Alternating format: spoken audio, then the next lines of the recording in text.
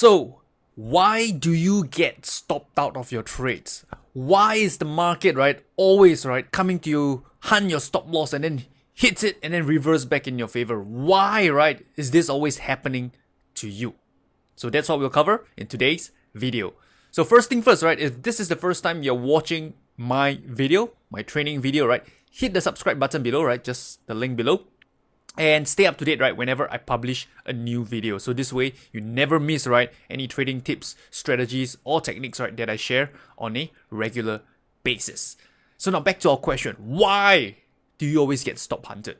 Well, couple of reasons why. First thing first. Let's say, for example, right, this one over here, the chart. Euro, yen, this market, generally it's in a range, right, between these highs and these lows, support, resistance. And the market, right, it's rallying higher, and you look at this, oh man, market is bullish, right? Look at this, huge bullish candle, right? The textbook says, this is a sign of strength, should go long. So you buy.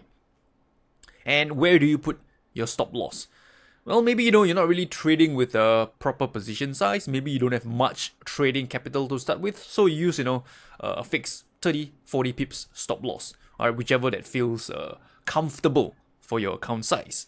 So you enter over here, stop loss, you put it, say, somewhere about here. Maybe just somewhere here, right? Stop loss, right? It's a decent size of stop loss. And the next thing you know, the market, reverse, boom, stop you out of a trade, and then rally backs in your favor. And then you ask the question, why? Why do I get stopped out? Well, because the first mistake that you're making is because your stop loss, right, is within the noise of the market. What do I mean by noise? So when I talk about noise, I don't mean, white noise or, noise, right? When I talk about noise, right, in trading, it means that you are putting your stop loss, right, within the normal ebb and flow of the market. So as you've seen earlier, right, let me just draw back those areas again, right? Area of resistance, area of support, right? These are another level that I can see. So this over here, that the market, right, this region between the 129.20 around here, okay, and around here, this is the normal ebb and flow of the market. It's just, flowing up and down between support, resistance. So if you're going to put your stop loss, right, smack in the middle of this zone, then you're pretty much asking for it, right? Asking the market to, hey, just hit my stop loss, right? I'm asking for it. Just give it to me.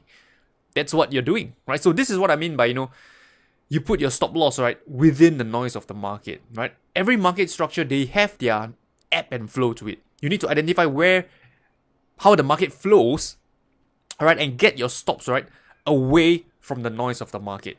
Okay, so that's the first mistake traders make. Their stops is just, within the noise of the market. So second thing, right, why do traders get stop hunted, right? Because if you studied, textbooks, they tell you, whenever you buy, you should put your stop loss, right, below support, right? Or whenever you are short, right? Some traders ask me what is short, right? So short is the opposite of long, right? So when you're long, it means you buy and you sell at higher prices. When you short, right, it means that you sell right now, okay, and you cover that short trade at a lower prices to make a profit, right? So when you're short, textbooks, right, forums, websites, they tell you to put your stop loss, right, above resistance. And that is another problem in and itself, right? Let me explain why. With that, we can use the chart of a pound Aussie to illustrate my point. Okay, so pound Aussie, daily time frame. Okay, let me just get rid of this. So as you can see, right? So now, you know that you shouldn't put your stop loss, right, within the noise of the market. And the next thing you do, you put it, right, at obvious market structure. So again, right, textbook says, right, to put it just above the highs, just below the lows. Problem with this, right, see market rallies, consolidate, and then this candle starts to reverse, right, bearish engulfing pattern. Textbook says, okay, put your stop loss above the highs of resistance. So some of you put it above these highs, some put it above these highs. And then what happens? The market sweeps across the highs, triggering all this cluster of stop loss, right? It sweeps up above and then continues lower. So traders who put their stops above here, have their stop loss eaten alive. Okay, and if you want to see another example, market comes down lower, okay, rally, right? Trader would see this and market bullish engulfing, right? At this demand area. Price is about to go higher. Let me go long. Let me buy. Let me buy. Stop loss, alright? Textbook says put it below the swing low or maybe below this area of support. Whatever the case is, market then swings down lower. Boom, right? And then rally back up higher again. So you can see that at this point, two things. Number one, don't put it within the noise of the market.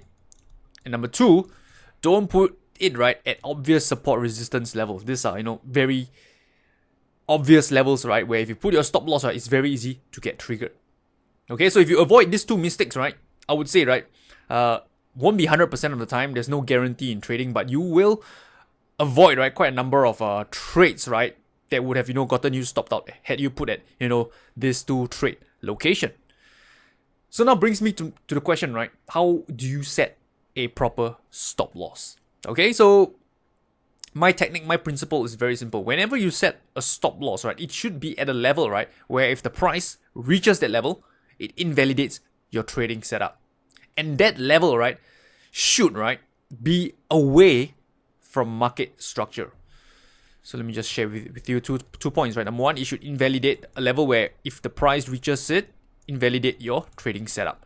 And number two, right, it should be away from market structure. Away, right? We don't want to put it just above resistance or just below support. So let me share with you a few examples on how I go about setting my stop loss. So this is just for initial stop loss, right?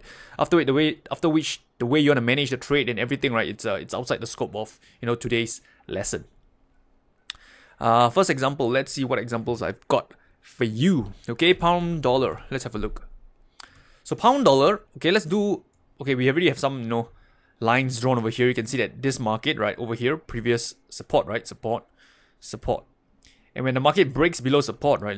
Let me just go down to 4-hour time frame. Market breaks below this area of support. What does this area now becomes? Previous support becomes resistance, right? So now this is an area of resistance. So let's say you saw this market. Maybe it starts to consolidate, right? And it break down and think that, hey, this market, there's a good chance of it retesting back this low or even, breaking this swing low over here. So you want to go short. Where do you put your stop loss? Do you put it here? A or B? Or C? Okay, if it's me, right, I would usually have my stops, right, somewhere in the vicinity of C. Somewhere between B and C, right? Somewhere in between, right? I don't want to set it just above this highs because you know that if it's too close, the market can just swing up higher and then reverse down lower. So usually I put it, somewhere within this area. Okay, within this area, around the 1275 area where there is some buffer, right, above the market structure, above the swing high, above the resistance.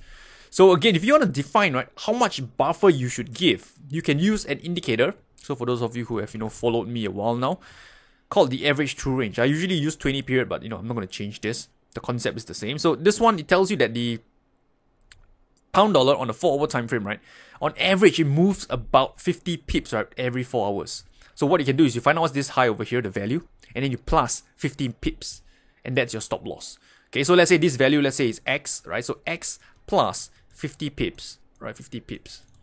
And this, let's say call it Y, right? That would be your stop loss, right, level. So that's how you can use the average true range indicator to give your stops some buffer to accommodate the noise in the market.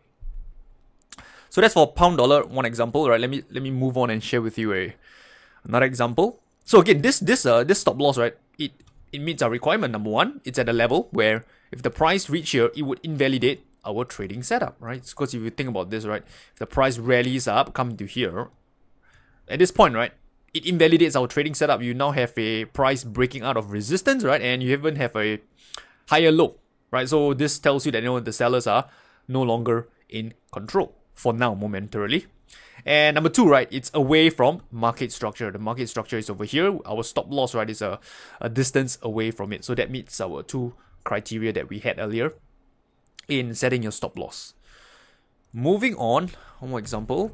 Okay, New Zealand Canadian. So if you look at this chart, I just zoom out a little. You can see that this market, right, it's somewhat respecting this a downward trend line. Okay, and on top of it, you can see it's also at this area of previous support, right? Then act as resistance, resistance. So again, if you want to short this market on this time frame, right? I'm referring to this specific time frame, right? In all the examples I'm sharing with you, you can see that again. Let's say you think that the market is about to roll over lower, right? You want to go short. Say let's say you go short on the next candle open, for example. Let's say here. Okay, where do you? Okay, so let's say here. Where do you want to place your stop loss? A, B, or C?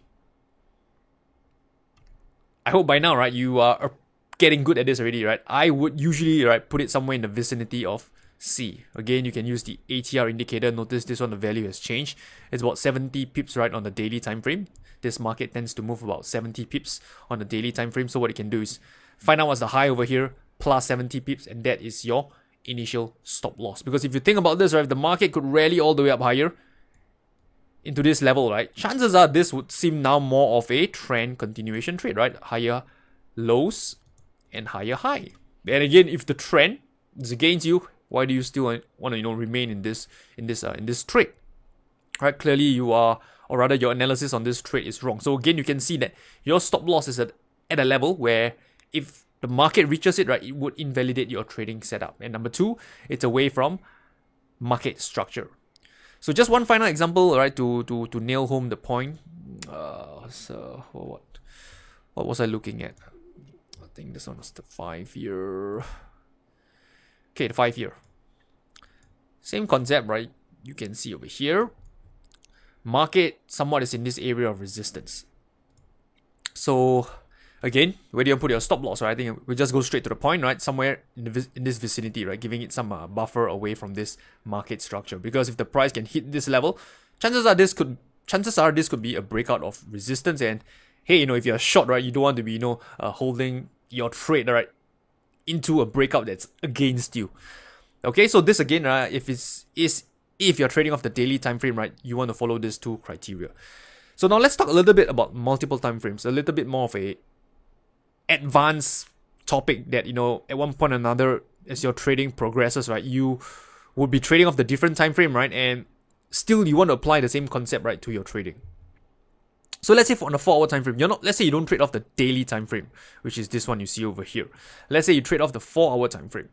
Okay, and you zoom out a little and you notice that, hey, this market, let's say it comes down lower, right, and it consolidates, and then it breaks down of this area of support over here.